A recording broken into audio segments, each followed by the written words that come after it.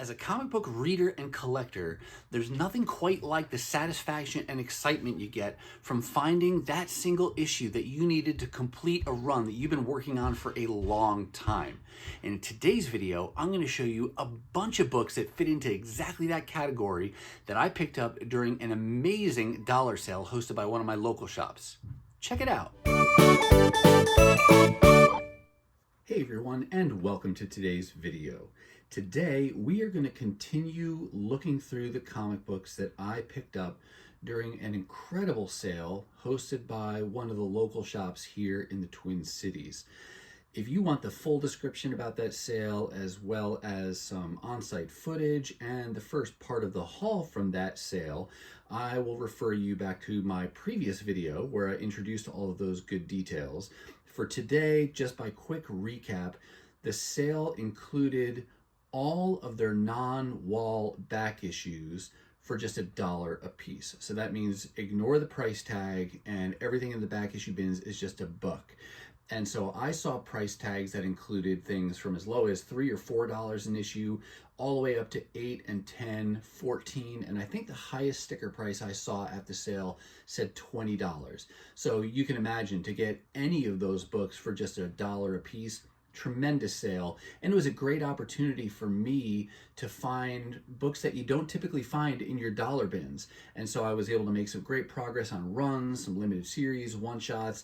I found modern age books, I found bronze age books, even a little bit of silver that'll come up in one of these videos. Now, typically, I will show you those books just in kind of whatever order they come out of the bag in. But today, I've curated a selection of books to show you, really organized around a theme. If you are a comic book reader and collector, then you know it is a tremendous sense of joy and satisfaction when you pull out a book or a few books that represent the completion of a run for you. So maybe you are working on a limited series, or maybe it's a creative run, or maybe it's an entire volume that you've been building out. And when you come across that final issue or those final issues that you need to complete that goal, it feels incredible. And this sale gave me many opportunities to have that sense of joy and satisfaction. And so I figured I would pull out all of the books that represented completed runs now for me as a result of this sale and show you those as a particular haul. And I will show them to you in increasing level of excitement. So we'll start out with, relatively speaking, the least amount of excitement I got from finding a book, and we'll end with the most excitement I got from finding a book at this sale. So with that, let's go ahead and get to this haul. Starting out here with She-Hulk Cosmic Collision. This is a one-shot, and I will admit that I kind of stretched my criteria for this book to allow it in, because it's a one-shot. So there are no other books to complete. It is the first, the middle, and the end of the run. So finding it at this sale was 100% completing the run all at once.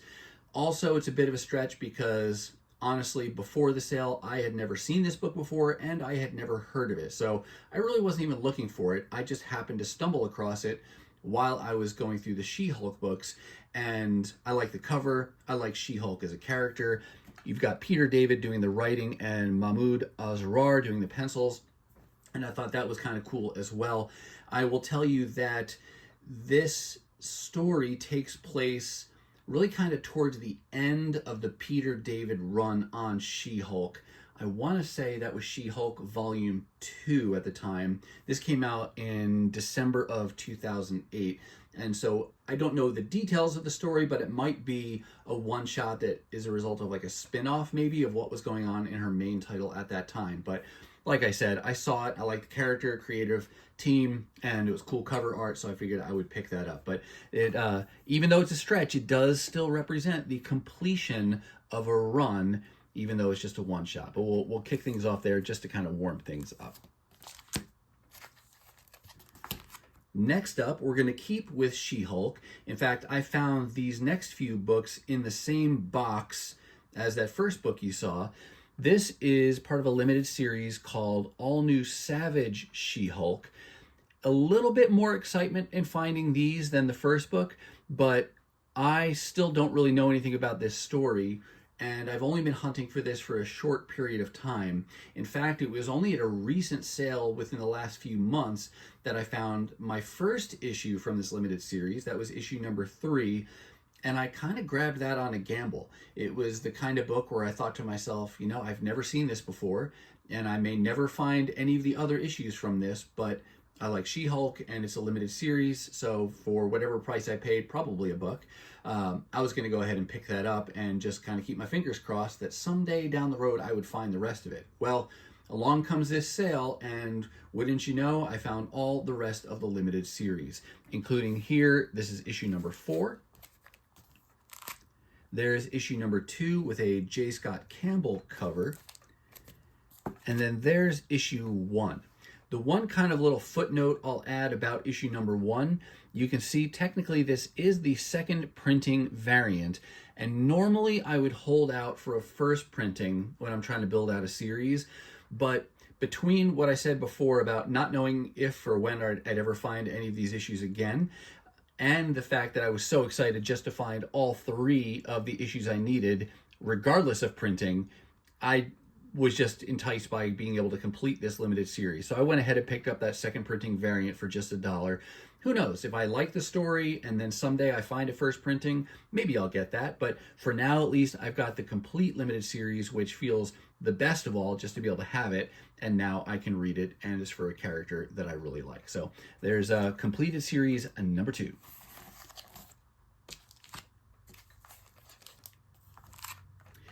Next up, we're looking at Wolverine number 44. This is from his volume 3 of his solo titles.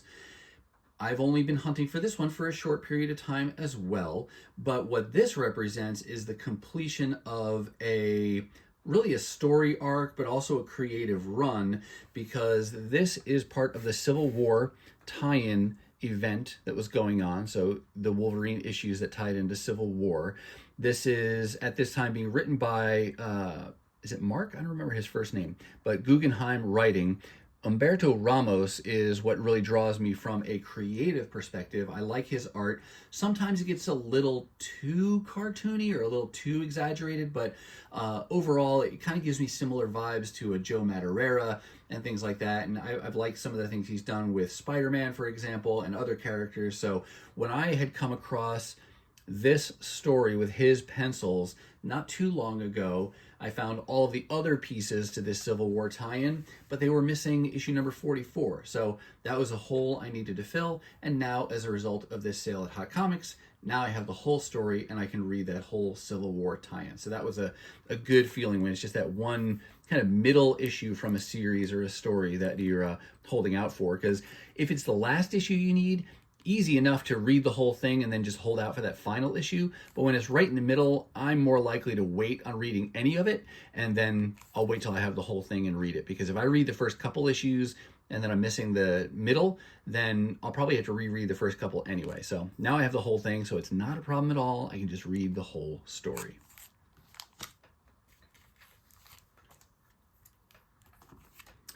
Here we've got Avengers. This is issue number 29, and this is from volume 4 of the kind of primary Avengers title.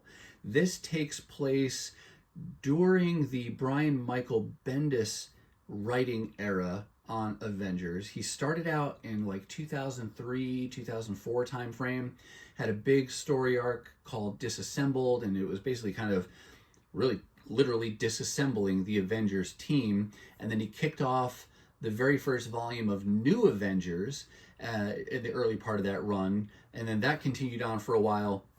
This volume kicks off somewhere, in the middle-ish or later part of his time on Avengers. That was when John Romita Jr. was doing the pencils on the first 17 issues or so from this volume.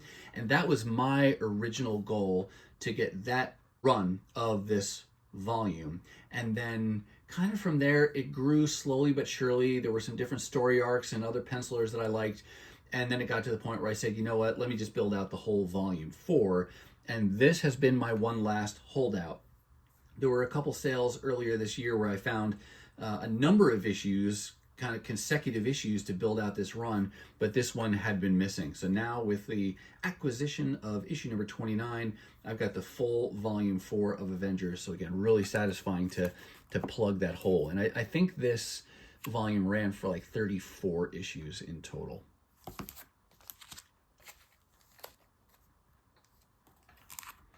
With this book and for the remainder of books, we're really going to start to level up here in terms of my level of excitement that I experienced when I found this book in the boxes.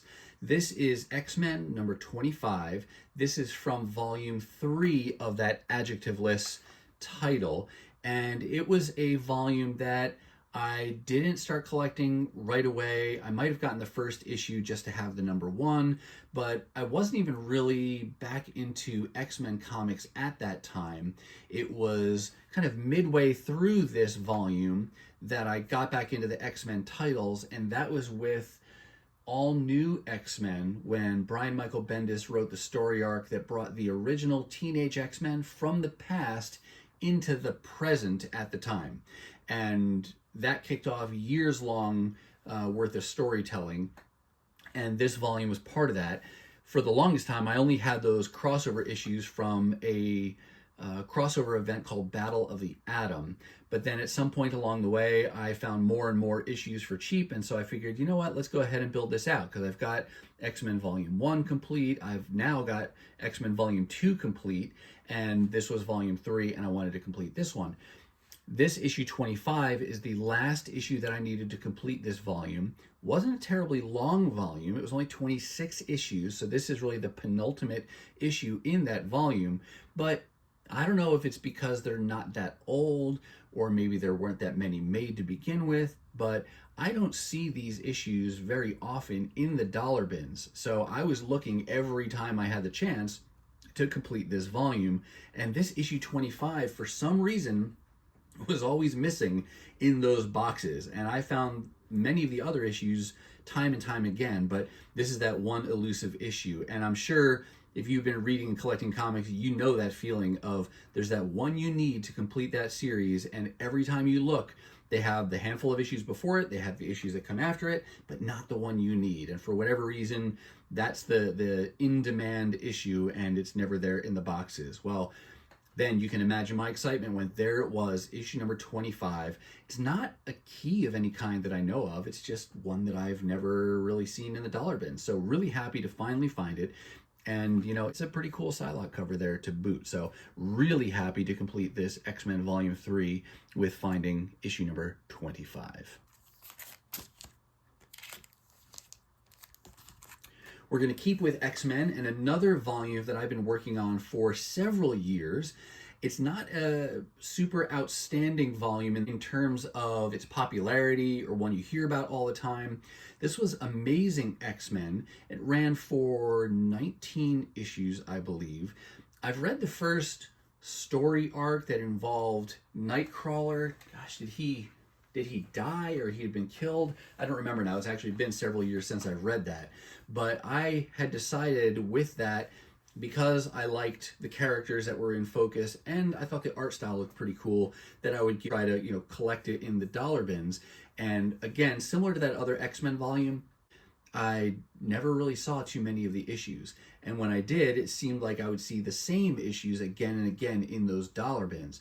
But over time, I was able to put together 18 of the 19 issues, and this has been my one haul for a few years now, and I just never saw it in the dollar bins. I could have bought it for $4 at Hot Comics, but I'm looking to build out most of my back issue collection in the dollar bins or less. It's just the way I like to hunt for back issues. So I was patient, I waited, and then finally at this sale, there was issue number 14. So not a major find in terms of a key, but like many of these, it's a major find for me in terms of what it represents in completing that series. So now I'm really excited to be able to reread the first story arc that I've forgotten now, and then I can continue on and read through the rest of this volume. So really happy to have completed Amazing X-Men.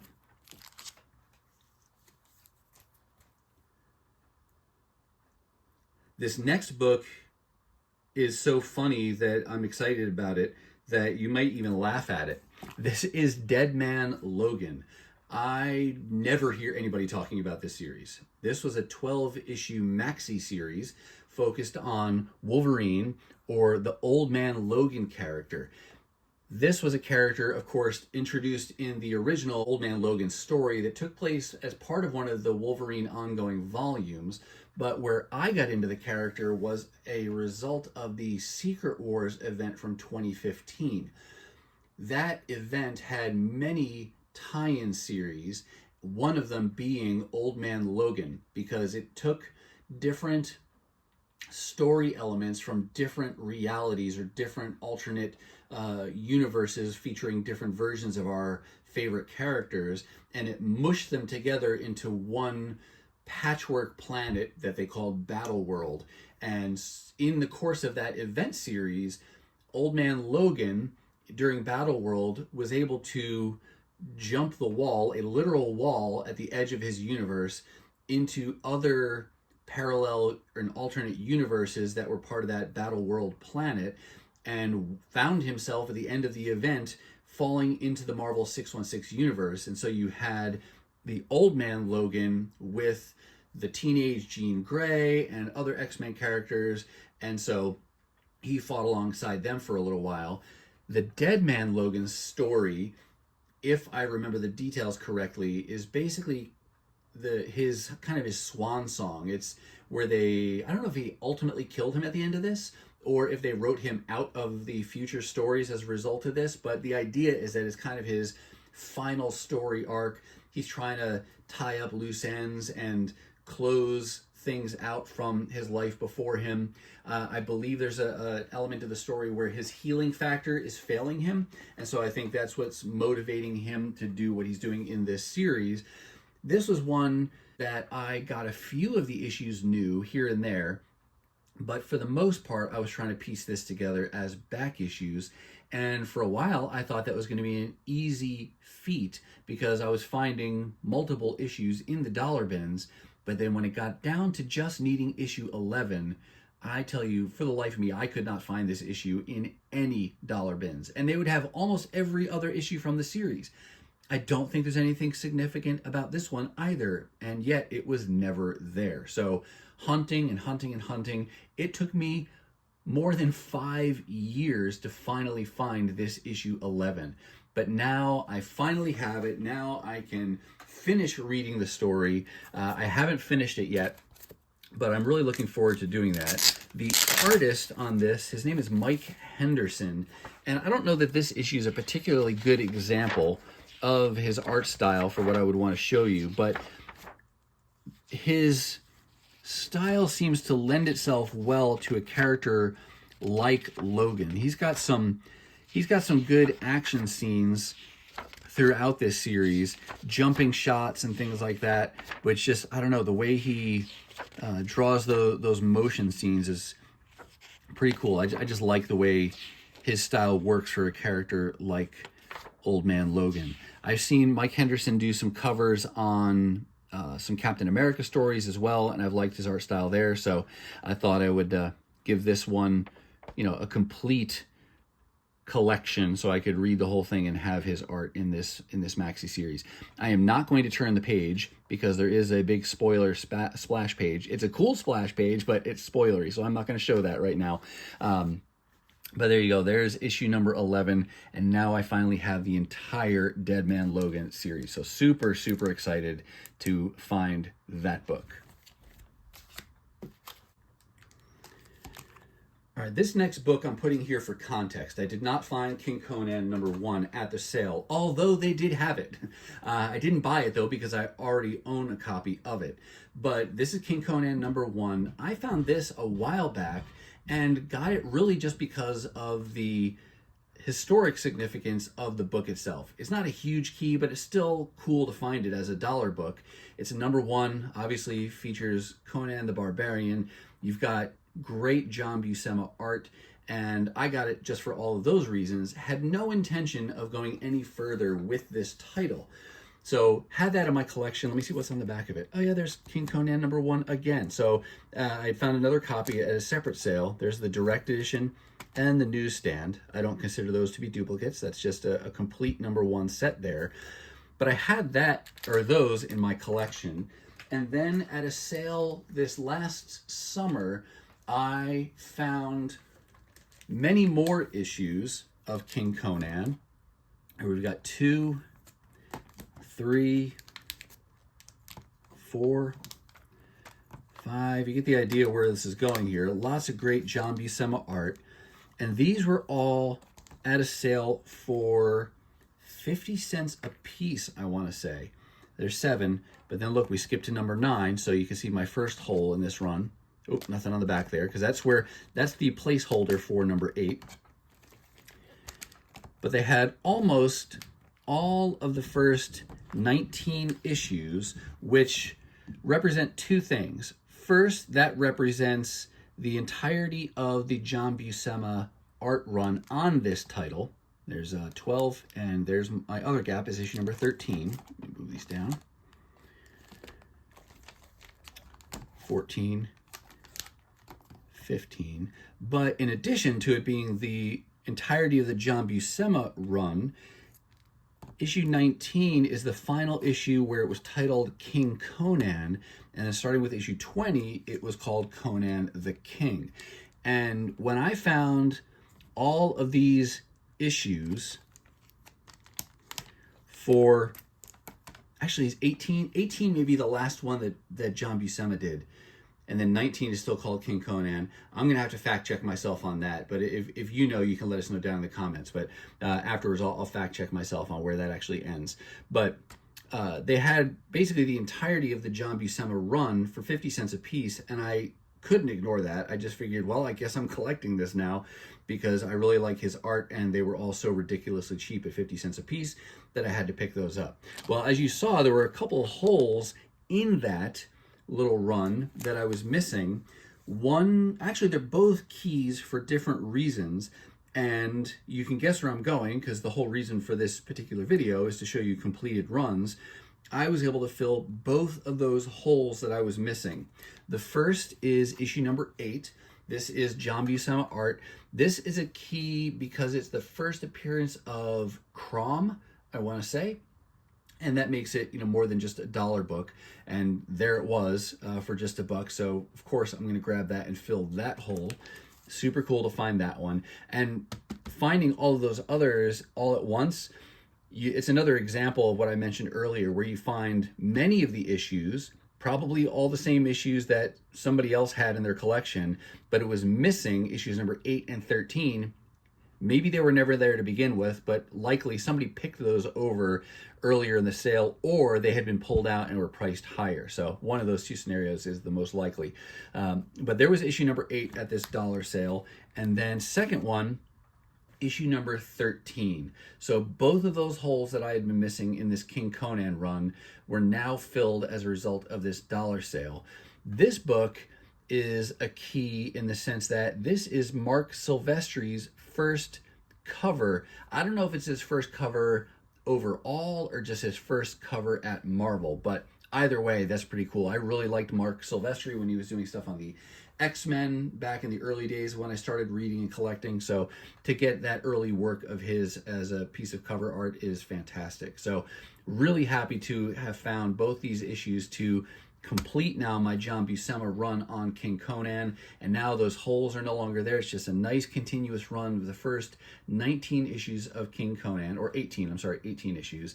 And yeah, just a great feeling. And Bronze Age as well, so super fun to be able to find all of these issues all at once, or both of these issues all at once. And that leaves just one book left to show you, and the one that I am calling the most exciting book that I was able to find for $1, and that represents the completion of a run for me, and that is Daredevil #257. This is part of the Ann Nocenti run on Daredevil that started really just kind of after the Born Again event. What was that, in the 230 something issues?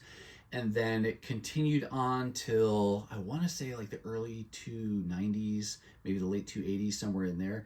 And I had heard great things about her run, and on top of that, there's this whole chunk of the run that John Romita Jr. does the pencils on, and I love his pencil work on Daredevil at this time, and so I wanted to complete that run. Well, I have been working on this for years now, and earlier this year, I got so close and got the second to last issue that I needed to complete that run, and then I just had this one hole in that run that I needed. And this is another book that it's not a particularly significant key. There's nothing in the story that makes it a key. The only thing I read about online is that it highlights this iconic cover by John Romita Jr., but it's not even like this was their first meeting or anything, I don't think. So I don't know. But for whatever reason, this book was never, ever in the dollar bins. Every other issue is there again and again and again, but not this one. And when I found it, I was ecstatic. I love that page there where he's kicking Punisher. That's just a super cool pose. And I remember in high school trying to copy John Romita Jr.'s art on Daredevil, not so much from the ongoing series, but he did that 5-part limited series called Daredevil Man Without Fear. I think that was written by Frank Miller, drawn by John Romita Jr., and I love that. That was really my first introduction to Daredevil as a character, and I would try to copy his art on Daredevil. I do not consider myself an artist by any stretch, but in those early days of reading and collecting, it was just fun for me to try to mimic the art styles that I thought were really cool looking in comic books. But so happy that I finally found this copy of issue 257. You can probably tell, even on the video, this is not the best condition copy. I mean, their price on it was $3, and it's got a terrible cover wrapping here. It's kind of dirty. It's really beat up on the spine. This is not the kind of condition I would typically buy a comic for. If I know I can find it in the dollar bins and I come across it like this, I leave it. And I'll say, you know what? I can find that down the road at a future dollar sale, and I'll get a better condition copy. But because I never ever see this book in the dollar bins, I was not going to leave it behind. Would I like to find an upgrade someday? Sure, absolutely will. Keep my eyes peeled, and if I find it for $1, I will pick it up and get a better condition copy. But even more so, I wanted to be able to say I completed the run, and so I was definitely going to grab that when I saw it, because I just never see it. How about you? Are any of you collecting this run on Daredevil? Do you have similar trouble finding some of these issues as I did, or do you have trouble finding different issues? Because I know that geographically it might change from area to area, that the things that are in demand in my area and that I never come across in the dollar bins, you might come across them all the time in your area, and vice versa. But let me know down in the comments if you have had trouble finding this issue, or if you find it all the time, whatever the case may be. But for me, super ecstatic that I found this. And you've heard me say that I've been, over the last few years, starting to get more and more into the omnibus edition, or the omnibus format for collecting certain stories and creative runs and arcs and things like that. And this is one that is coming out in an omnibus format. The End of Senti run is starting to be collected, and volume 1 comes out in February, and I plan to get a copy of that, so that way I can get this really cool art in oversized format and have her run. I'm guessing that'll just be a 2-volume omnibus set that they'll need to complete her run, but that'll be a cool one to have, not only as single issues, but also as the omnibus format. So that represents all of the single issues I found that represent the completion of some collecting goal, whether it's a limited series, a creative run, a story arc, or a complete volume that I've been working on completing. If you've got any cool stories about completing runs of your own that you've been working on for a long time, definitely let us know down in the comments. All right, that's going to do it for me, and that's going to wrap up all of the single issues that I found that helped me complete various different runs during this amazing dollar sale hosted by Hot Comics. Thanks once again to the folks at Hot Comics for hosting this incredible sale. And as for you, thank you so much for watching. I do hope you saw something that you liked. And if you did, go ahead and give the video a thumbs up. And if you want to see more content like this, dollar hauls, 50-cent hauls, and of course, the rest of the haul from this sale, because we are not nearly done, then go ahead and hit that subscribe and ring the bell for notifications so you'll know the next time I upload a video. Now, if you're not quite ready for the YouTube fun to stop, I have hand-selected a couple videos here for you to check out. As always, thank you so much for watching, and I'll see you next time.